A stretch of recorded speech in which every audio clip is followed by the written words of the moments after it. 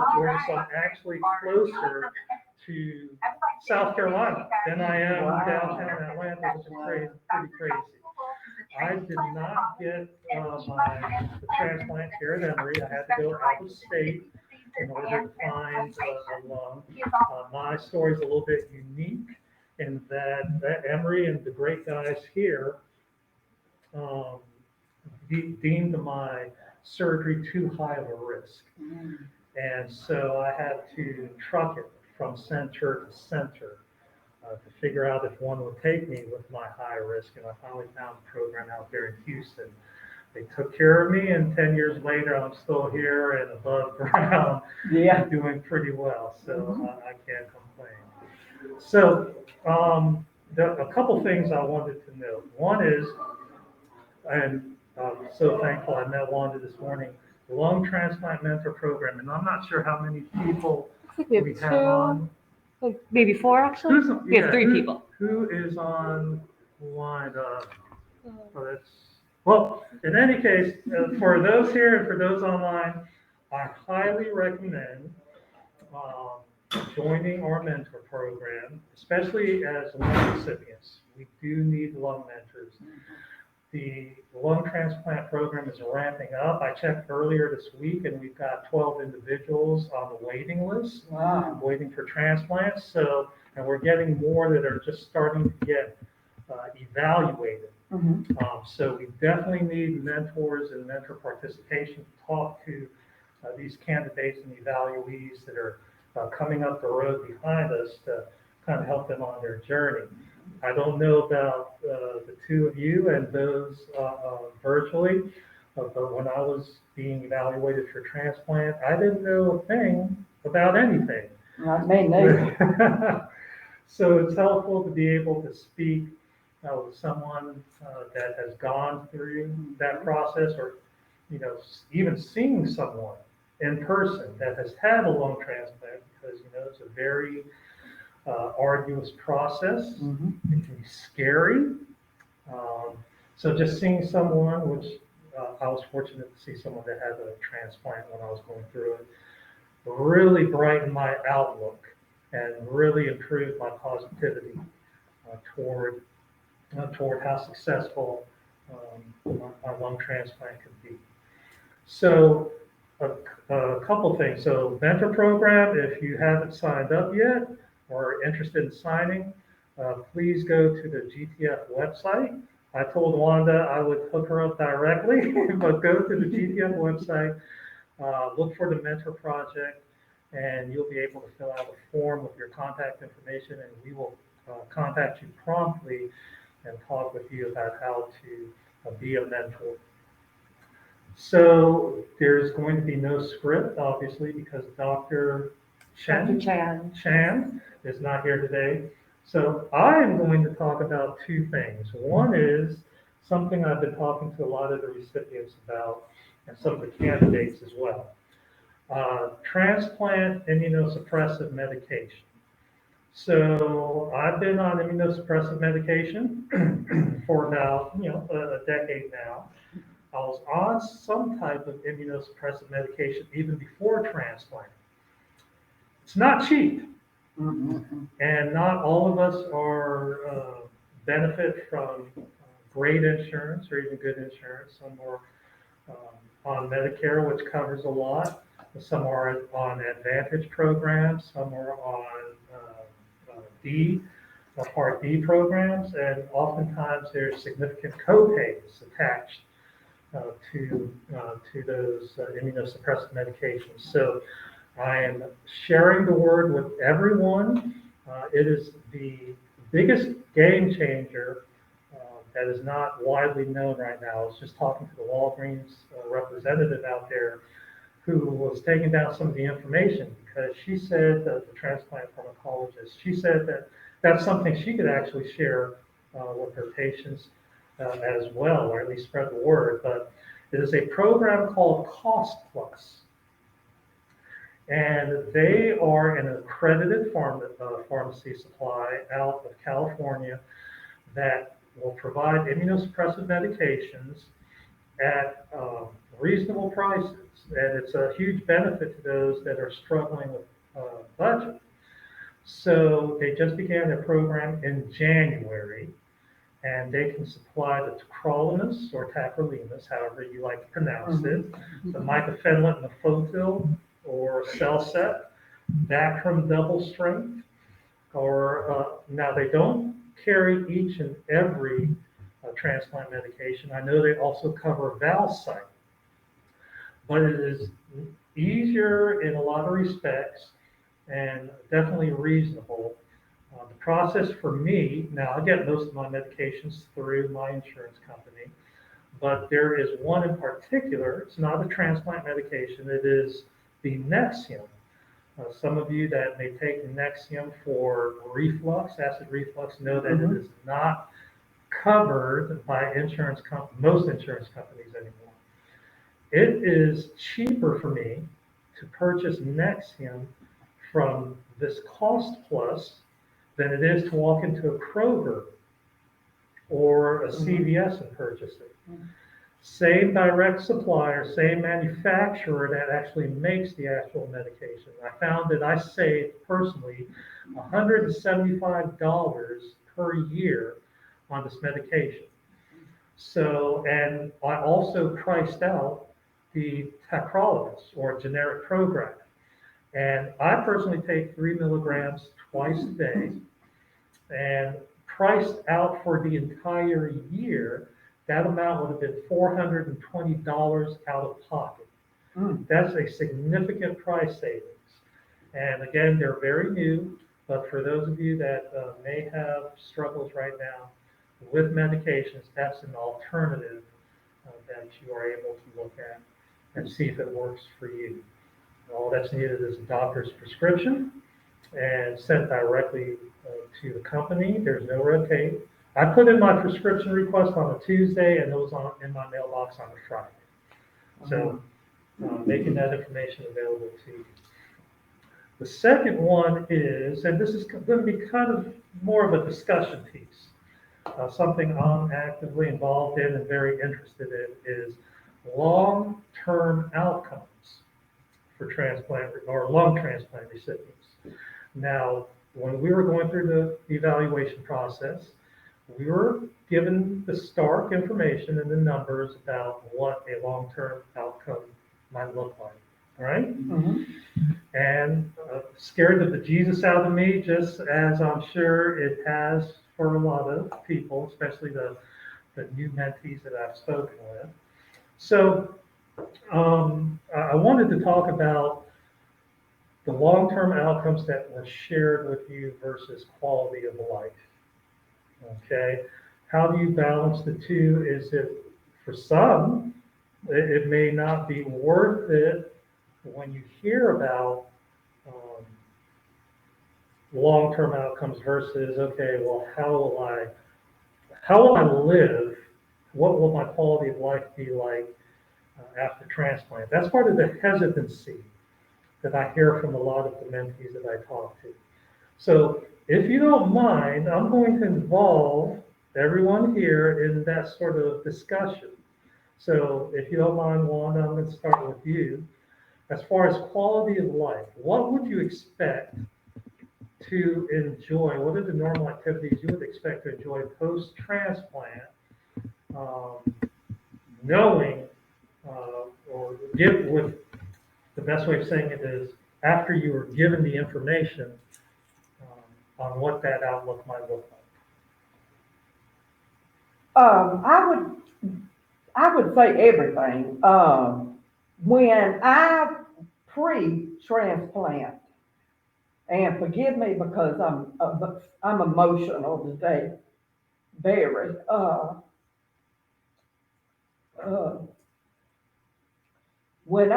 Before I had my transplant, my lungs only functioned 10%. I was on a real high strength of oxygen. I had no quality of life. I could not walk from here to that wall without literally laying down to try to get my breath. So my post-transplant is amazing. I mean, I love the fact that I'm not dragging oxygen behind me no more. I just turned 60 in September, and I just want to go, get out and live, have fun, and enjoy the rest of my life. I had lung problems all my life. Both of my parents had really bad lung problems. My mama had COPD, and my daddy died of lung cancer. All of my childhood life, I had chronic lung problems. So when I got my new lungs, it's just been, God, it's just been amazing.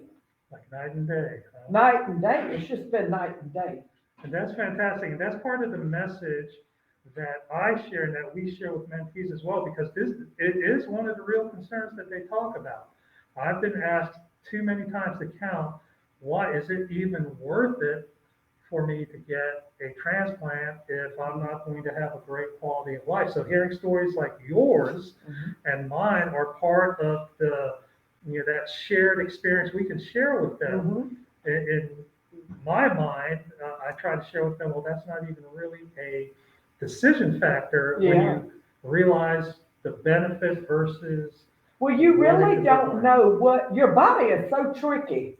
Your body is so tricky because you really do not know what your outcome is going to be post-transplant. You understand what I'm saying? I mean, that may sound crazy, but like, just for instance, me, when I had my lung transplant, my stomach would not work for a year, literally to the day. Don't ask me why, but my stomach just would not work.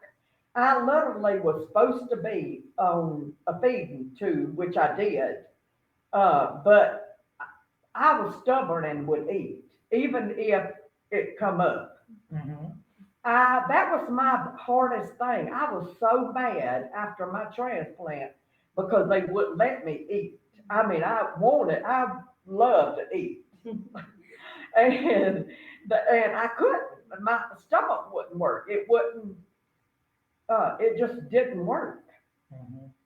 And you know what? I spoke with you a little bit earlier, but could you briefly tell us a little bit about, your journey leading to transplant and what that was My like? journey was in 1999. I got sick. I went to the emergency room, and I was running a fever. I had just got off work. I worked as a waitress at the Huddle House, and I had just got off work. I was running a fever, and I was very, very sick. And I went to the emergency room, and they done tests, and come to find out, they thought that I had TB. They put me in a part of a hospital that I didn't know existed. Nobody could come. I mean, they had to literally come through 3 doors, had to be suited down and everything just to come in there and see me. But at the time, I was not allowed to be around any of my family whatsoever. I don't know if you've ever heard of a doctor by the name of Wesley King. He is in fact, he's been my doctor since 1999. He was my lung specialist.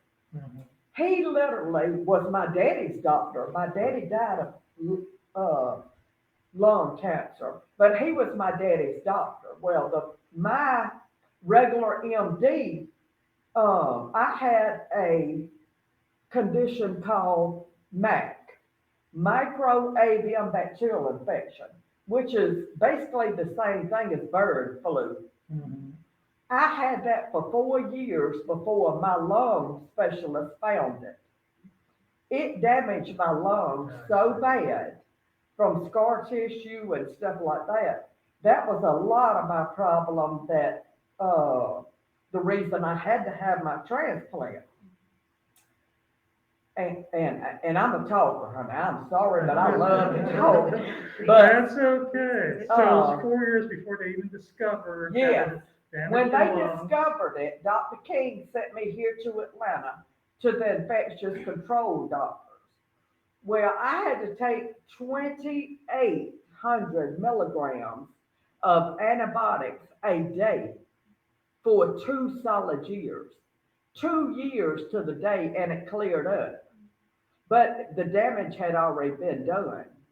Between that and COPD, it just progressed.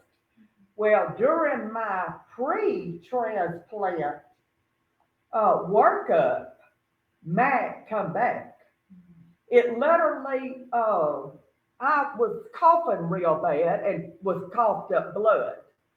And my lung doctor, which has been my life-saving grace since 1999, put me in the hospital and found out that the MAC was back. And were It you had on come oxygen back at the per. This was the MAC come back when I was waiting to get my lung transplant. time? Well, my lung doctor put me on medication, and they found it so fast that it only progressed 2 months. But my transplant team was a little bit hesitant about doing my transplant because of the MAC. Right. But it cleared up in 2 months' time, and I was able to go forward. The only thing they make you go through, if you got an ingrown toenail, they're not gonna do a transplant on you. Excuse my French, but, the So, only thing, I'm sorry to interrupt, and this whole time, including the time when you were hospitalized, were you on oxygen? yes, And how did you feel physically? when I was so bad, Kelvin, before I had my transplant, that I literally had to go on a triology machine, which is a in-home ventilator. Yeah. That's how bad I was. I had to go on it during the day. I literally was on my deathbed when I got my lungs. I really was. But it was from the MAC and my lungs being so bad. And how long has it been now since your transplant? 2 years. 2 years. September. I actually got my lungs on my birthday. They called me on my birthday, and my daughter and my family had planned a party. And I don't know if y'all are aware of the little girls that helped the transplant team, Jennifer and Amy. Amy is in Florida now, but Jennifer was the one called me and told me they had my lungs. Well, she called Dr. Danishman and asked Dr. Danishman if I could eat, because my family had got me a cake and a big supper and all that. And he said, yes, go ahead and leave out that night at 8 o'clock and come to the hospital. Well, when you leave, and I live 2 hours from here. So I literally drove 9 times. I went on the transplant list in June. I was accepted for my lungs in June, and I got them in September. But from June to September, I went to Emory 9 times. On the 9th time, I got my lungs. And I got them on my birthday, but they took me into surgery at 1 o'clock that night, which would have been the 16th of September. But still, I got my lungs on my birthday. Still the best birthday present ever. Best birthday. And you've been feeling great, quality of life, you It's can do all. magnificent. Awesome. I'm going to move over to Q here real quick. Q, if you could tell us just a bit about yourself, your journey, how long you've had a transplant, and how you feel now compared to before transplant. I had my transplant now for 5 years. I had my on the birthday. Really? 15, Wow. 17. Praise God. And been doing great since. Travel, do a lot of traveling. I also volunteer with Mothers Against Drunk Driving because I'm also a survivor of getting run over by a drunk driver. Okay. All right. So, And how's your quality of life now? Like, are you able to do the things, all of the things that you want to do? Yes, yeah, everything. I mean, anything I want to do, I do it. No oxygen, like I say, no dragging, no oxygen. Praise The only God. thing that changed was my job, my career. I had to stop working as a chef. But other than that, doing good. Now, what was it like before transplant with how you felt physically? Were you on oxygen? How were you managing at the time? Before transplant, I was on oxygen. Well, I was supposed to be on oxygen. Like I said, I worked in the kitchen, so I couldn't wear it like I was supposed to, which was also a struggle because I wasn't getting the proper oxygen that I needed. But I couldn't stop working because the insurance had already approved me for my transplant. So it was like, what can I do?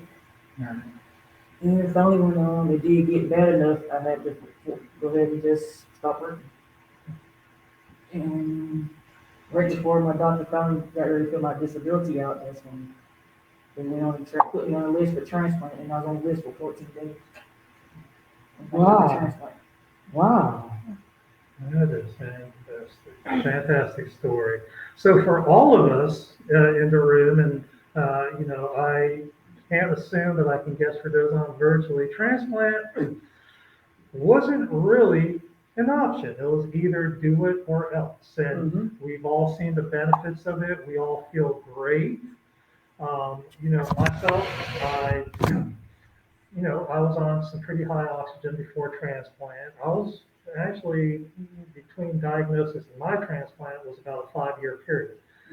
So over those years, I went downhill pretty steadily. It was not a great place. I think by the time I actually got listed, my oxygen level's at 11%.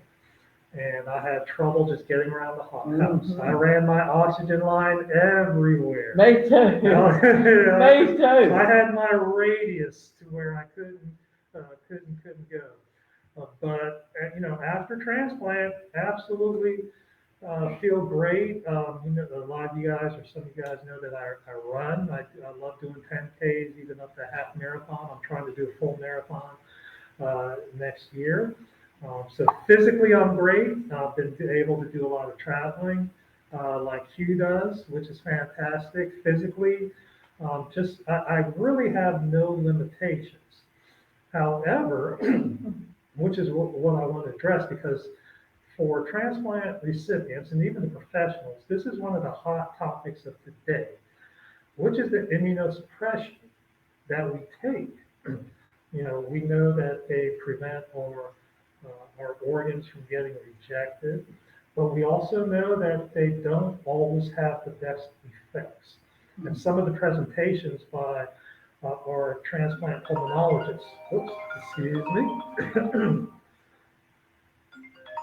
some of our presentations at past GTF conferences have been from transplant pulmonologists who talk about the cutting edge science, what is being developed to make medications less toxic for us, because we know that they can possibly have a long-term effect. We want to enjoy our quality of life, but sometimes the medications may not make us feel 100% where we want to feel.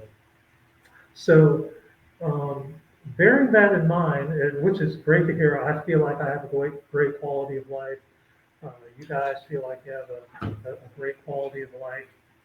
We talk about the fact that these belatacept is one that is being talked about recently, especially for kidney recipients, knowing that it does not have some of the toxic effects that Prograf has on our kidneys. And some of the risks that may have been discussed when you're going into transplant might be the fact that one day you may need a kidney transplant because of the toxic. So we're all well aware of that because of the toxic effects on that. So some of the discussions taking place are, okay, well, here's belatacept, which is used mainly for kidney recipients, and it's been shown to have a less toxic effect. not really being used or widely used for lung recipients yet. But we do know that that progress is coming. We also know that there are other immunosuppressive medications that are being tested. They feel like um, that will be coming within the next 8 to 10 years. It may seem like a long time away, but these are medications that have a different way of working, a different modality, they call it. So rather than, which they also hope will be less toxic on the kidneys as well. I think the last time I looked, approximately 11%, and this is based on the UNOS data, approximately 11% of lung transplant recipients have been referred for kidney transplants over the past 25 years. So it is a real concern. But I'm not a researcher, I'm not a medical professional, but I do want to share with you that based on the mentees that I've spoken with, based on lung transplant recipients, that is the discussion nowadays, how we can get immunosuppression that's less toxic on our kidneys and our other organs, and that type of development is ongoing. It's a priority. So I can share that general information with you all. One last thing about quality of life. Is there, excuse me, I'm losing my train of, losing my voice here a little You bit. been find you some water? I've got some water out there, but I think I'll be okay. Okay. Definitely go grab one if you want one. Thank you. Is there anything right now that you feel that you would want to do that you can't do as a lung transplant recipient? And I'll start with you, Lynn. I hadn't really thought about it. I don't even, well, let me put this out here right quick. My daughter tells me, she says, Mom, I have to take the three medications that I have to take is the Prograf, the Celocept, and the prednisone. That's the three. That's the only three I take, other than antibiotics. Erythromycin, I take it 3 times a week. But my daughter tells me all the time, Mom, since you've had your transplant, I'm a little bit jealous because you're well. I've only, thank you, Lord, I've only had one bad sickness in 2 years since I had my transplant, and I got, oh my goodness, what is that? The babies are getting that's so deadly, the respiratory RSV. Thank you. I got that about a year after my transplant, and I was really, really sick. And I wound up back in Emory and wound up giving my doctor RSV. Oh, Yes, but that was the only thing but my daughter says, Mom, I'm so jealous because you are so healthy now that you don't get sick. And bless her heart, she stays sick. And, and I'm grateful. I'm so grateful to the Lord that I am able. And I so want to go back to work, but I'm also scared that, I might be subjecting myself to sicknesses if I do that. So it's more in that you feel a little bit restricted because of what may happen, but not limited in what you physically are able to do Exactly. or go. Exactly. Okay. That's what my brain tells me, Okay. What about you, Q? Is there something that you would want to do now that you don't feel you're able to do because of your transplant? Go back to work. Go back to work. So there's a common theme here. Yeah. Go back to the actual work that may be a little bit riskier for us as lung transplant recipients. Interesting. Another question. Is there, now that you've been through the process, Q's at 5 years, you're at 2 years, I'm at 10 years. So is there something that along, with your journey along the way that you feel, and I'm asking all of these questions, so quality of life, immunosuppressive medications, there's some work being done, and I probably should have led with this, to get a standardized uh, quality of life report for transplant centers, not just Emory or Piedmont, but nationally. And this work is ongoing, and so patients like myself are getting asked these questions and given feedback on these types of questions on, okay, well, now that you've told us what your ideas are, maybe we can come up with a standardized quality of life outcomes type of report that we can attach to transplant centers so that when you go on the website, whether it be Emory or Piedmont, you can see the rating there and say, oh, this is what patients are saying about this transplant center. Now, definitely in the very early stages yet, so this isn't something you'll see very soon, but this is the desire from both patients and the professionals for something like this to be available at some point in time. So, getting back to what I was going to say, now, is there something that along the journey that you felt could have been different that now, after transplant, you see, you can look back and say, hey, I wish this would have been different. So for myself, I kind of see that in,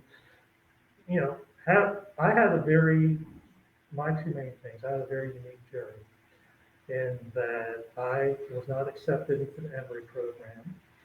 So I had to truck it to other centers to figure out, hey, which one will take a patient like me?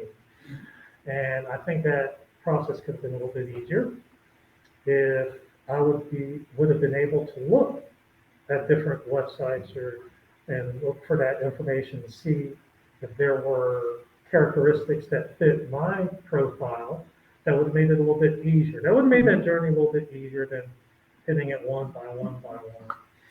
And I think something like that would make it easier for the patient because when you're sick, you don't want to have to do all of that work that you're not always up to it.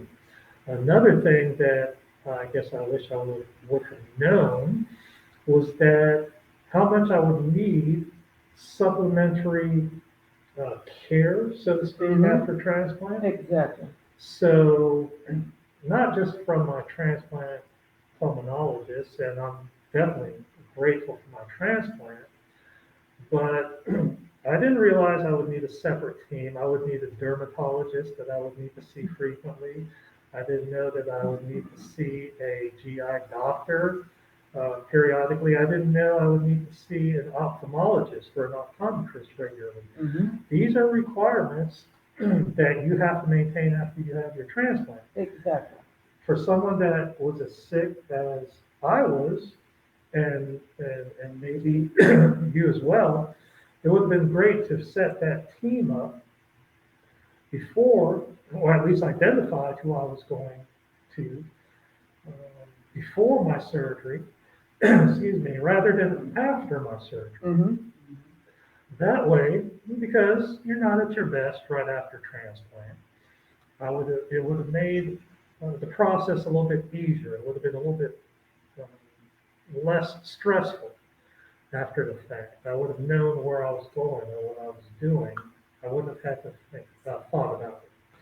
So along those lines, is there something that you know now that you're doing now that you wish you would have known before transplant that might have made it easier for you? I wished I'd have known a little bit more about what I was going to go through because I had to come to Emory and stay.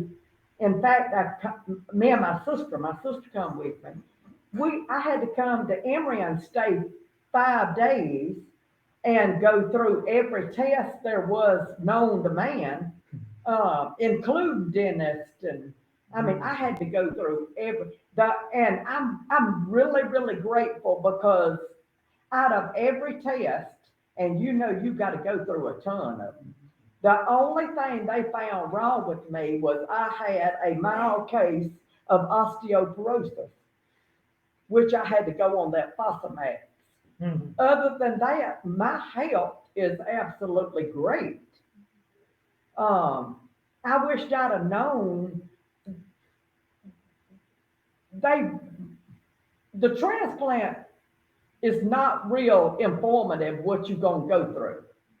I wished I'd have wished I'd have known more. Is what I guess what I'm trying to say about my journey. About the journey. So, anything specific like with the surgery itself or being in the hospital? So, for instance, one thing that I had no clue was the steady stream of traffic. That would be, these are little things that probably would have made a big difference, but the steady stream of traffic that comes through your room when you're recovering. Yeah, Right. You yeah. think you're going to recover and get rest while you're in the hospital. Oh, no. You get absolutely zero. So one thing we learned from it wasn't a mentor, but it was someone that had been through the process, and this is why I love plugging the mentor program with Georgia Transplant Foundation, that people like us can relay those pieces of information and help candidates that are going to go through that process. So there's my plug again. But a mentor type patient told me, listen, you can speak with your care staff and a nurse and set up a schedule. It'll be tight, but you will get a certain amount of allotted time where you will be uninterrupted. So we talked with our nursing staff and we set up a schedule. So from 11 p.m. at night until 5:30 a.m., no one could come into the room. They drew a big sign up and posted it on the door. And you had them do that? We had them do that. They didn't let me do that. Whew. And this is part of the you don't know what you don't know. Yeah. And I certainly exactly. didn't know it until someone shared it with me. And so they agreed because the X-ray techs, the blood pulls, they'll come at 2, 3, 4 in the morning. Exactly. So rest is important. Rest is one of the biggest things you can do to stay well. So we made sure that from 11 p.m. to 5:30 a.m., while we were in the hospital, we would be undisturbed. And after that the first 4 days, we did not have that. After that, made my hospital stay so much better. I knew I was getting Yeah. rest. I wasn't as irritable. It was really great. So that's another little thing that I kind of wish I'd known. But to your point, that whole journey, whether it's the little things like being in the hospital or what is the surgery going to be like, how much pain could I be in? I had no clue that I would have 4 tubes sticking out of my lungs. My goodness, I know. And the machine, the things that they got you hooked up to. I'm when I had my transplant, I'm only 5'1", and at the time, when I went on the transplant list, I only weighed 110 pounds. They said, Wanda, you got to gain weight, which I did. I wound up gaining from 110 pounds to 140. And, but I was determined to do it. But the first 2 weeks after my transplant, they gave me hell, excuse my French, because I couldn't get up and move like they wanted me to. But at the time, they took me off of my pain medicine because they thought my pain medicine was what was causing me to sleep. I mean, all I could do was sleep, literally.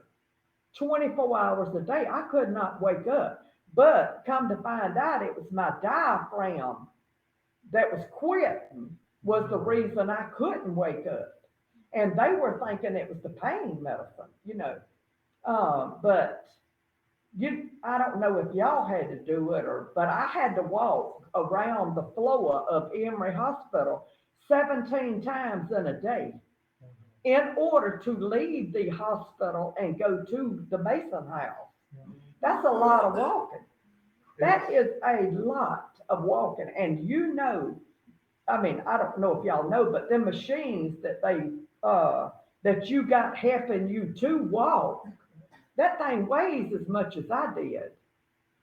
And it was all I could do to do it.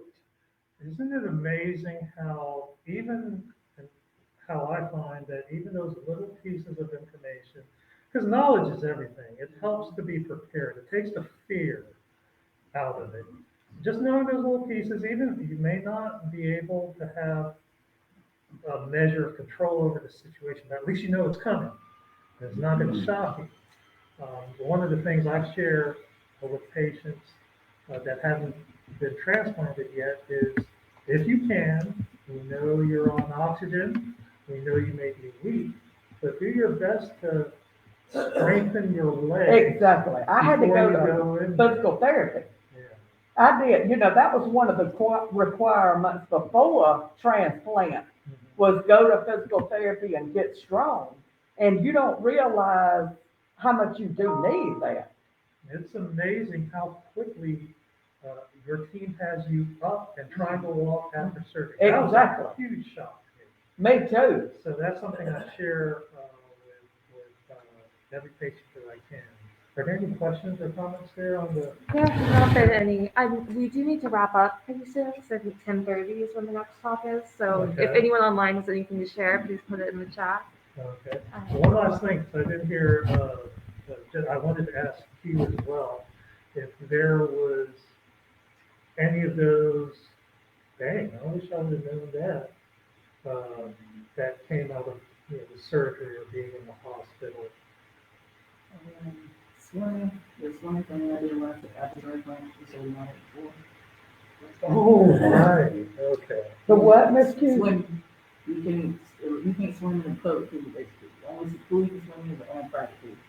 Oh, okay. I didn't know that. You can't now? One of the things, they share is that lakes or public swimming pools, there's a higher risk of bacteria Exactly. being in those bodies of water. And so, you've gone through the pain and the financial pain as well of having that transplant. So there's no need, it's recommended not to risk it. Yeah, they said that's how I got Mac. Because I actually lived on the lake. And back in 1995, an 18-wheeler hit me head on. And I was in a wheelchair for 6 months. It crushed my foot and leg. My little boy was only 10 at the time, and he would push me down to the dock so he could swim. And they said that's how I contracted Mac. Orgasm and I didn't get in the water, but just being in that environment was what caused me to contract the Mac. Yeah. And to Q's point, I'm glad I knew a couple of things, not everything, but that I wouldn't be able to eat sushi or uncooked meat. So I literally had sushi every week leading up to my transplant. Really? I haven't had sushi in 10 years. Right. But I knew I wouldn't be able to, so I took advantage. Yeah, you can't Just have like garlic See, or know that information too. Yeah, they don't want you eating garlic or grapefruit no more. Yeah. After transplants. Have y'all heard that? Yeah, you can't do grapefruit or pomegranate as well. Yeah. Yeah. So those I didn't know that. they mess with your tacrolimus. I say tacrolimus, some people say tacrolimus. But in any case, we've got to wrap up here because it is 10:26, and I appreciate our little audience here and everybody there virtually. Well, I have to say, Calvin, you done I hate Dr. Chan didn't get to come. I know, shame. But you did a great job, Calvin. Well, I really have it's always enjoyed great. You went from not knowing you were presenting to doing that in about 3 minutes, so that was very impressive.